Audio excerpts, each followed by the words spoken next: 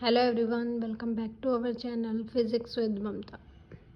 आज हम 2022 का जो पेपर था उसमें से कुछ क्वेश्चंस रह गए थे। वो रिमेनिंग क्वेश्चंस को हम क्या करेंगे, डिस्कस करेंगे। और 2022 का पेपर की बहुत टाइम हो गया करवाए हुए, और मतलब 15 से 20 दिन हो गए। उसके बाद आज ये क्लास है। इसके बीच मैंने 2021 का भी शुरू कर रखा है। वो तो आती ही रहेगी। ये बीच में एक रही हुई वीडियो थी। 2023 का जो पेपर था वो रिमेनिंग था, वो हम डिस्कस करते हैं। ये क्वेश्चन मैंने आपको होमवर्क में दिया था कि ऐसा ही सेम कंसेप्ट का क्वेश्चन 2023 में भी पूछा गया था कि आप कर पाए या नहीं, मेरे को कमेंट बॉक्स में करना। तो 2-4 बच्चों ने ही शायद रिप्लाई किया था उसका।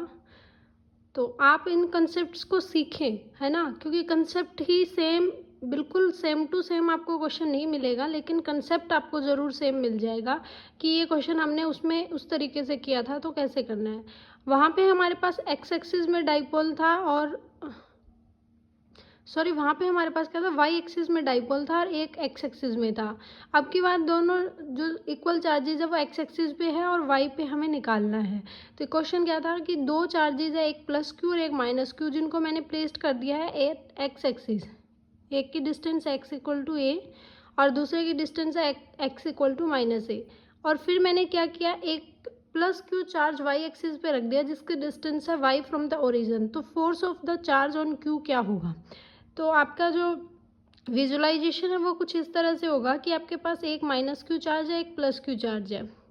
ओरिजिन से ये, इसकी डिस्टेंस माइनस है, इसकी डिस्टेंस प्लस है। मैंने ओरिजिन से एक परपेंडिकुलर डिस्टेंस या फिर वाई डायरेक्शन में एक चार्ज और रख दिया है जिसका डिस्टेंस कितना है, वाई।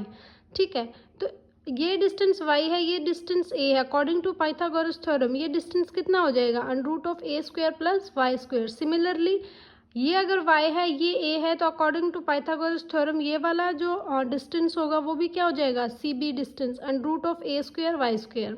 अब देखो ये चार्ज कैसा है, नेगेटिव चार्ज है, और ये चार्ज कैसा है, पॉजिटिव चार्ज है। तो यहाँ पे जो फोर्स की डायरेक्शन होगी वो इस तरफ होगी, जबकि पॉजिटिव चार्ज से पॉजिटिव चार्ज की वजह से होने वाले फोर्स की डायरेक्शन क्या होती है, आउटवर्ड। तो इसकी डायरेक्शन क्या होगी, आउटवर्ड। तो अगर ये एक फोर्स की डायरेक्शन ये है और इसको मैं कंपोनेंट्स में रिजॉल्व करूं तो मेरे पास ये कंपोनेंट क्या होगा, माइनस ऑफ पहले चार्ज की वजह से F31 cos थीटा। ये कंपोनेंट क्या होगा, F31 cos थीटा। और इसके परपेंडिकुलर ही आपके पास ये वाला कंपोनेंट है जिसको मैं रिजॉल्व कर रही हूँ। तो ये आपका है F31 cos थीटा। तो ये क्या होगा, सॉरी, ये थीटा एंगल है, ये थीटा है तो ये एंगल थीटा होगा। तो ये आपके पास क्या होगा, F31 cos थीटा। ठीक है, और ये वाला जो फोर्स होगा वो क्या होगा, F31 sine theta. Sine theta आएगा, ये F31 sine theta.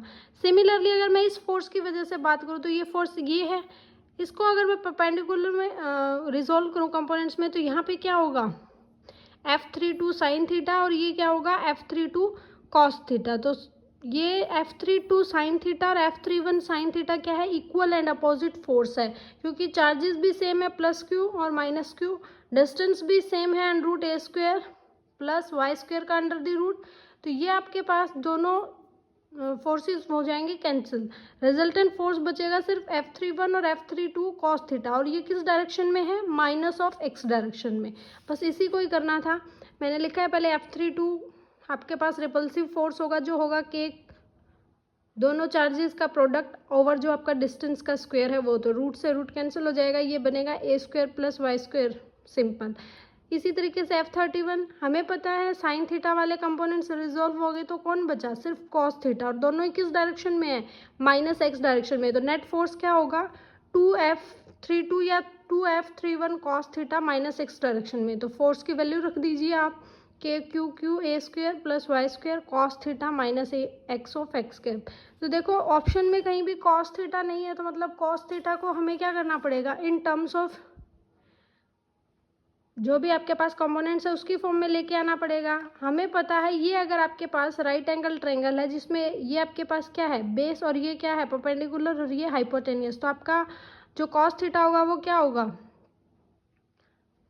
Base upon hypotenuse, तो हम पुट कर सकते हैं a by root of a square y square का under the root minus x cap. तो यहाँ पे इसको सॉल्व करोगे थोड़ा सा, k की जगह 1/4 पाई एप्सिलॉन नॉट लिखोगे तो आपका जो ऑप्शन -2a डायरेक्शन वाला होगा वो करेक्ट हो जाएगा, और ये ऑप्शन आपके पास डी ऑप्शन है तो वो आपका हो जाएगा करेक्ट। ठीक है, तो ये देखो 2022 में पूछा गया, 23 में भी पूछ लिया, सेम कंसेप्ट था, ऐसे ही वहाँ पे भी किया था, आप मैच करके भी देख सकते हो। और अगर आपने 2023 का सॉल्यूशन मेरा नहीं देखा है तो वो भी आप देख सकते हो। ठीक है, डिस्क्रिप्शन में मैं वीडियो का लिंक दे दूँगी। नेक्स्ट है आपके पास क्वेश्चन नंबर 49। एक स्फीयर है जिसकी रेडियस है r और जिसकी चार्ज डेंसिटी आपको गिवन है, जो किसका फंक्शन है, डिस्टेंस का, और डिस्टेंस कितनी, r फ्रॉम द सेंटर।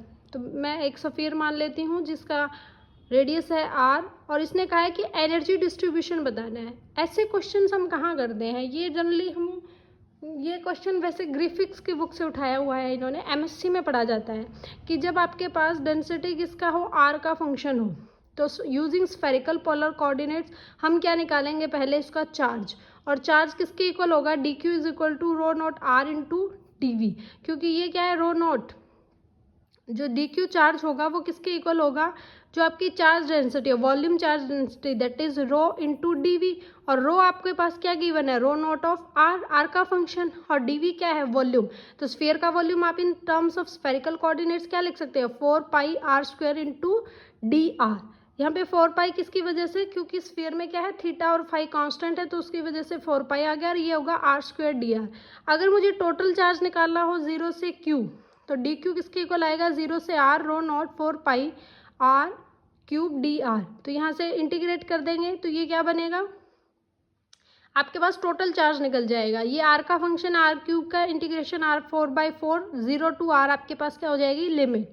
तो आप चाहे कैपिटल R लिख सकते हैं यहीं पे, वरना नहीं भी मैंने नहीं लिखा है, एक बार लास्ट में कर देंगे।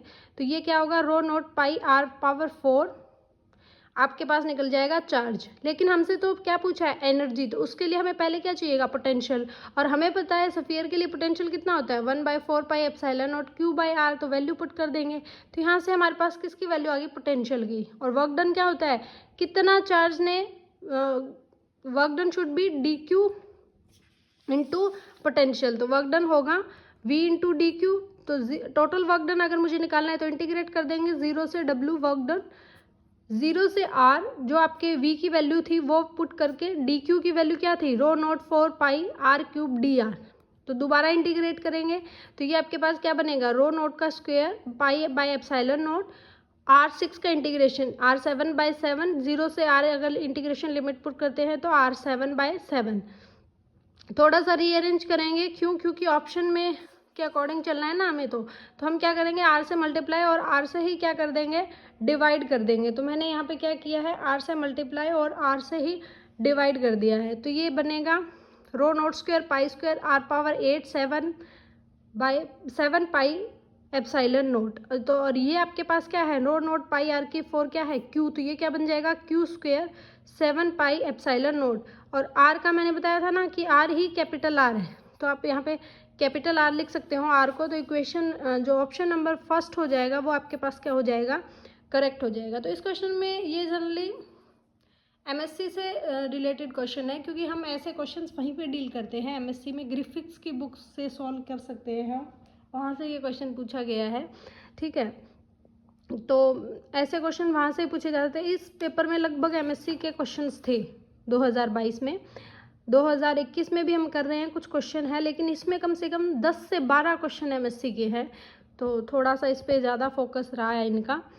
क्वेश्चन नंबर 50 क्या कहता है कि आपके पास एक इंडक्टिव कॉइल है और एक कैपेसिटर है, दोनों को मैंने पैरेलल में लगाया हुआ है। इंडक्टर की रेंज है जो क्या है 1 मिली हेनरी और कैपेसिटर है 0.1 माइक्रोफैराड।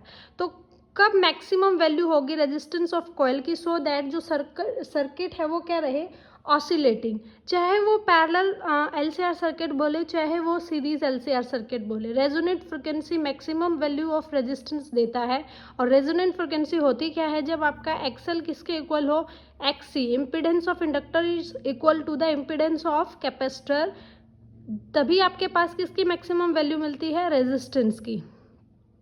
तो यहाँ से एक्सएल क्या होता है, ओमेगा एल, और ये क्या होता है, ओमेगा सी। तो ओमेगा स्क्वायर क्या आ जाएगा, that should be equal to root of L C. Omega क्या आ जाएगा, एल ऑफ सी। ठीक है, तो यहाँ पे आपके पास मैक्सिमम वैल्यू रेजिस्टेंस की कब आएगी, जब आपके पास ये किसके इक्वल हो जाए, उस एंगुलर फ्रिक्वेंसी के इक्वल हो जाए। रेजिस्टेंस किसके इक्वल हो जाए, एंगुलर फ्रिक्वेंसी के। तो एंगुलर फ्रिक्वेंसी की वैल्यू क्या है, रूट ऑफ एल बाई सी। तो यहाँ पे आप पुट कर दोगे तो डायरेक्टली आपके पास जो वैल्यू आएगी रेजिस्टेंस की वो क्या आ जाएगी, 100 ओम। ठीक है, अगर आपको इसकी कंडीशन पता है तो आप इजीली इसमें निकाल सकते हो। तो एलसीआर सर्किट मेरे हिसाब से हमेशा ही इम्पॉर्टेंट रहा है, क्वेश्चन आते हैं इससे। ये क्वेश्चन भी थोड़ा सा घुमा के पूछा हुआ है। इसने क्या कहा है कि एक मीटर रोड है जिसको मैंने वर्टिकली एक एंड ऑफ द फ्लोर पे रख दिया है। मतलब एक मीटर रोड है, वर्टिकली ऐसे मैंने रख दिया है और फिर मैंने क्या किया, इसको ऐसे फॉल करवाया इसी को। तो इसने क्या किया, रोटेशन किया। तो इसमें क्या होगा, ये क्यों ऐसे रोटेट किया, हमें पता है ना रोटेशनल डायनेमिक्स में, जैसे ट्रांसलेशनल डायनेमिक्स में आपके पास किसका रोल ज़्यादा होता है, मास का। जैसे मैं अगर कोई चीज़ पे फोर्स लगा रही हूँ, जितना ज़्यादा मास होगा उतना ज़्यादा फोर्स लगाना पड़ेगा। इसका मतलब रोटेशनल डायनेमिक्स में आपके पास जितना मोमेंट ऑफ इनर्शिया होगा ज़्यादा, उसी हिसाब से आपका क्या होगा, रोटेशन होगा। तो इसमें इनर्शिया और मोमेंट रोटेशनल डायनेमिक्स का कंसेप्ट यूज़ किया गया है। नेक्स्ट इसने कहा है कि एज्यूमिंग दैट, इसने कहा है कि one and does not slip when it hits the floor, कि एक एंड इसका फिक्स रहेगा जो हिट नहीं करेगा किसको, फ्लोर को। तो स्पीड क्या होगी अदर एंड की, ये पूछा है इसने। तो कुछ इस तरह से इसका कंसेप्ट बनेगा कि अगर ये इस तरह से है और इसको मैं ऐसे घुमा दूँ, मतलब एक तरफ फ्लोर पे स्लिप करवा दूँ, तो यहाँ पे ये सेम ही रोड है। तो इस रोड की लेंथ दी हुई है एल, दैट इज़ 1 मीटर। अगर मैं इस सेंटर ऑफ पॉइंट से बात करूँ, दैट की L/2 ठीक है।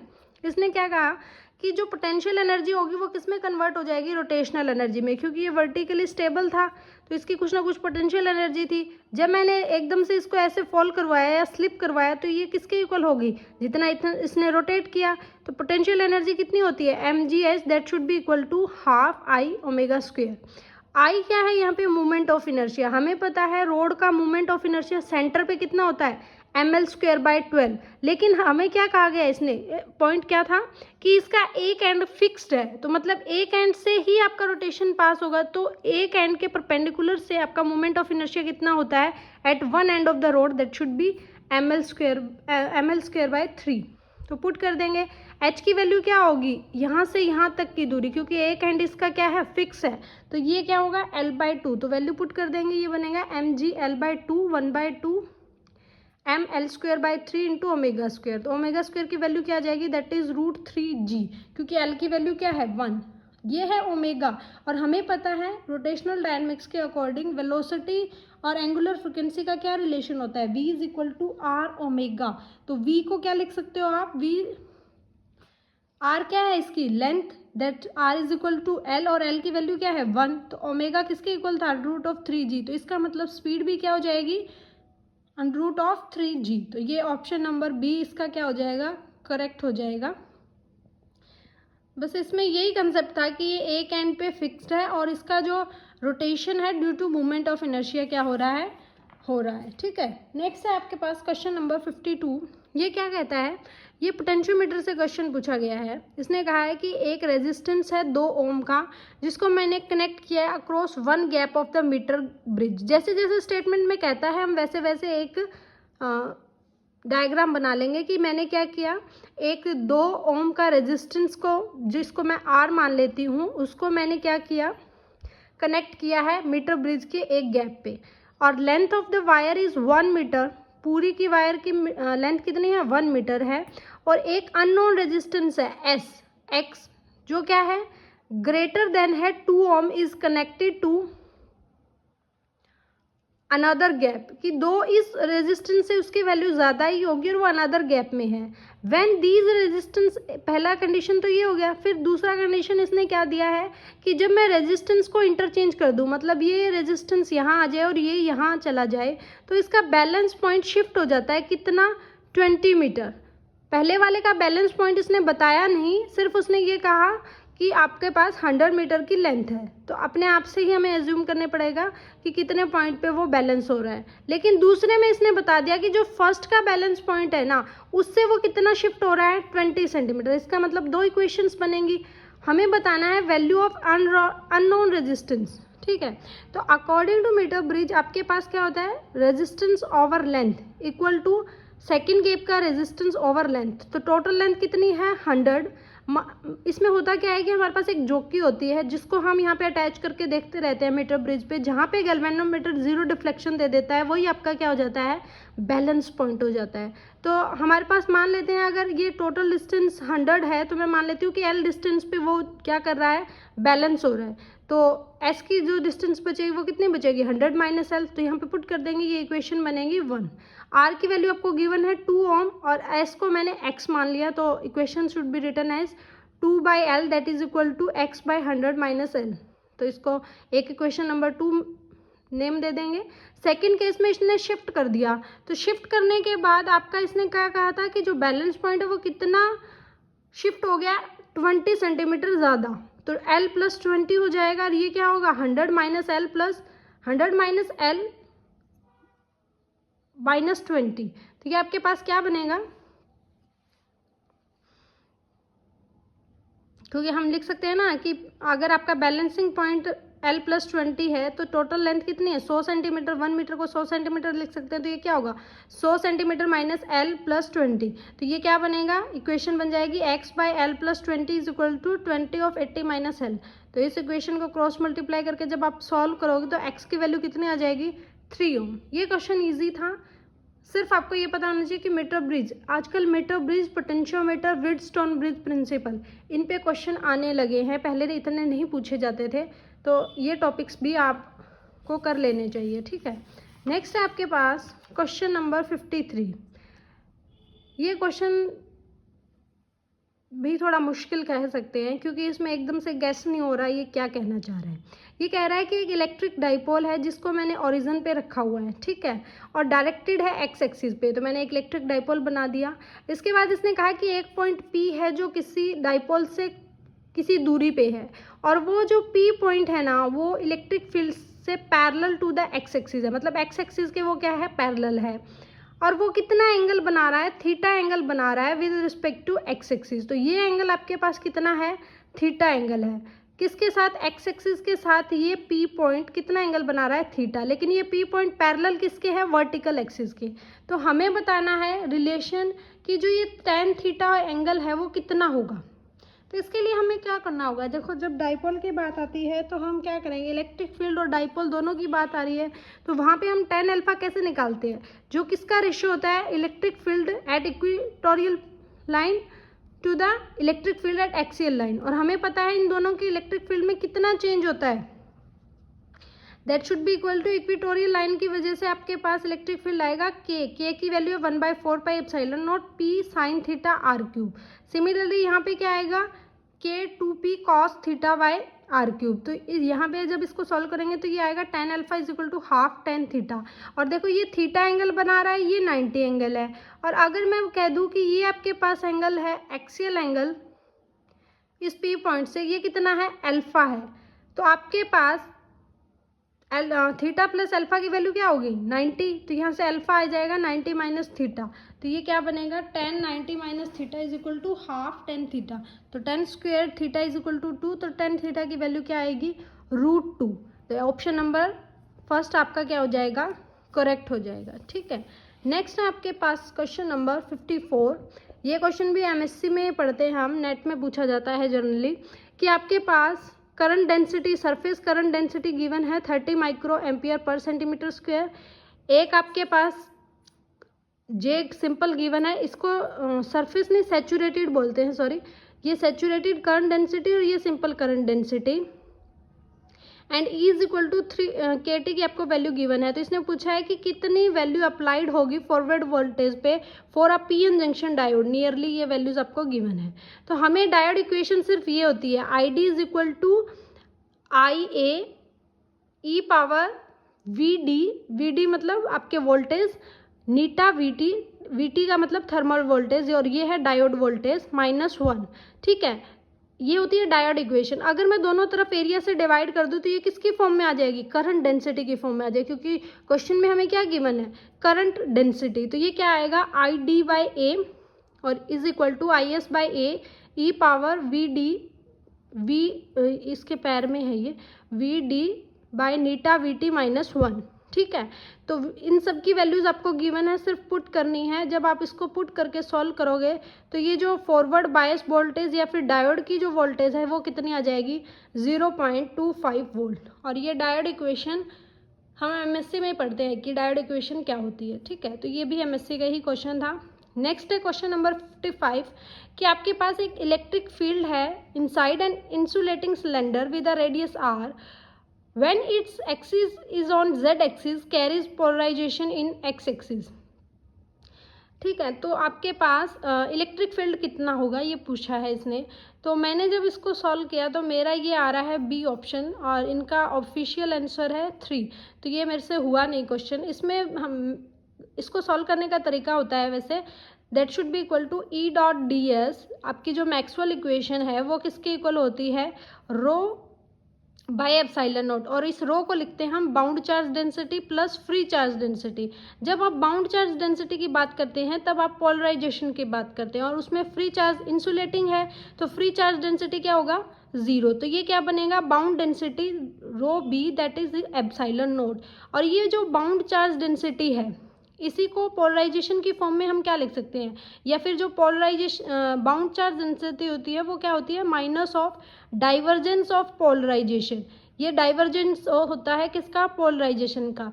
तो इसने पोलराइजेशन दिया है एक्स एक्सिस में, अगर मैं इसका डाइवर्जेंस लूँ तो क्या आएगा, सिर्फ माइनस पी वैल्यू आएगी। तो माइनस पी इधर से आपके पास क्या आएगा कि ई डॉट डी एस है जो सरफेस एरिया होगा वो बाय एप्सिलॉन नॉट। तो ये मेरे हिसाब से इसका बी आंसर आना चाहिए, लेकिन यहाँ पे ये दिया है, मेरा ये अभी तक हुआ नहीं है क्वेश्चन। अगर आप में से किसी का हो जाता है तो भी आप मुझे बता सकते हैं, और अगर जैसे ही मेरा हो जाएगा, मतलब मुझे आ जाएगा ये क्वेश्चन, तो मैं आपसे ज़रूर सॉल्व करूँगी भाई क्या गलती हो रही है। ठीक है, ऐसे 2-3 क्वेश्चन है इस पेपर में। 56 नंबर क्वेश्चन भी मुझसे नहीं हुआ है, तो इसका मैं डायरेक्ट आपको आंसर बता रही हूँ कि इसका आंसर ये है। ये क्वेश्चन भी मेरे से नहीं हुआ है।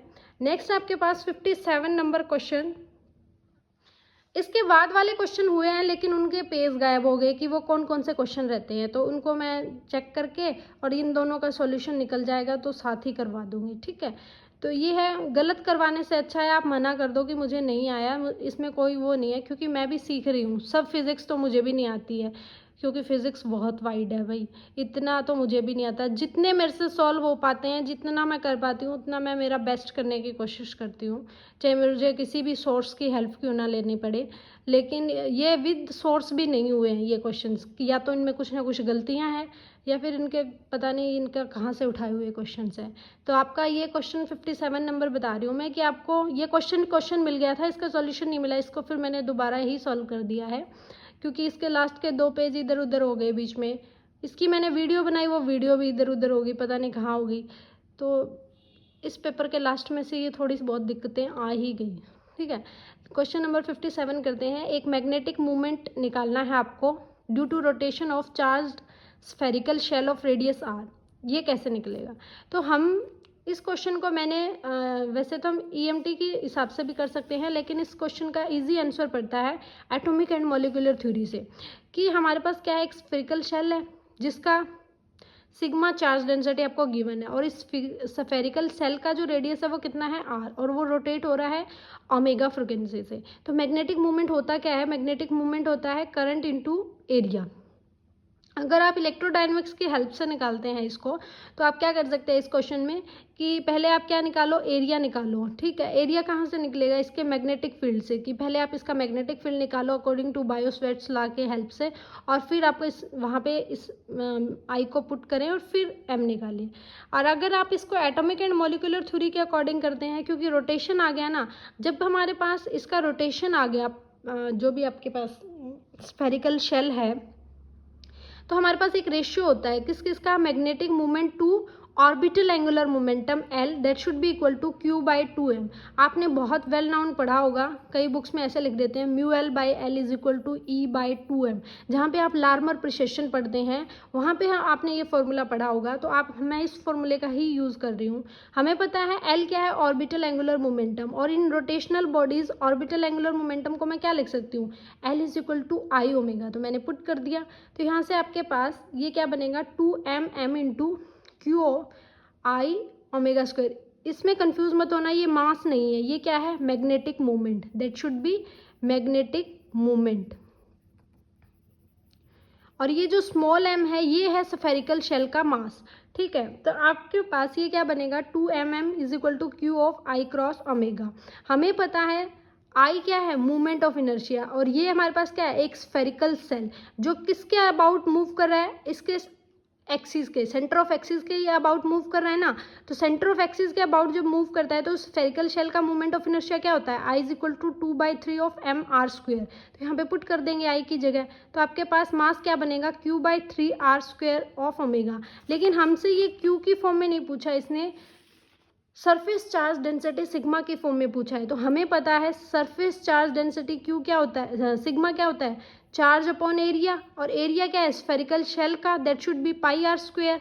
तो यहाँ पे Q की वैल्यू क्या आ जाएगी, sigma into pi R square. जब आप इसकी वैल्यू को पुट करोगे तो जो मैग्नेटिक मूवमेंट की वैल्यू है वो क्या आएगा 1/3 सिग्मा पाई आर की पावर 4 इंटू ओमेगा। तो ऑप्शन 1 आपका क्या हो जाएगा, करेक्ट हो जाएगा। तो इस पेपर में मेरे से 2 क्वेश्चन नहीं बने हैं, और 2 हमारे रहते हैं, वो चेक कर लेंगे कि कौन से रहते हैं, उनको फिर दोबारा सॉल्व करके ही करवा देंगे। बाकी मैंने सारे क्वेश्चन इसमें से सॉल्व करवाए हैं, ठीक है।